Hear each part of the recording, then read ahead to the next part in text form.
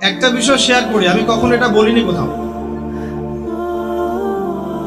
এটা শুধু আপনাদেরকে উজ্জীবিত করার জন্য বলছি, নিজের আমিত্ব প্রকাশ করার জন্য বলছি না, শুধু আপনাদেরকে সবর করানোর বিষয়টা বোঝানোর জন্য বলছি। যেদিন আমার বিয়ে হয়েছে সেই রাতে আমি দাওয়াতি সফরে গিয়েছি।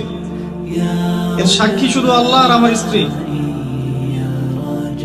যেদিন আমার বিয়ে হয়েছে ওই রাতে আমি স্ত্রীকে বাসায় পাঠিয়ে দিয়েছি, তার পরিবার সহ। তার পরিবারের সদস্য আমার সাথে আছে, ছোট ভাই। আমি দাওয়াতি সফরে গিয়েছি আর আমার স্ত্রী বাসায় গিয়েছে একা তার পরিবারের সাথে।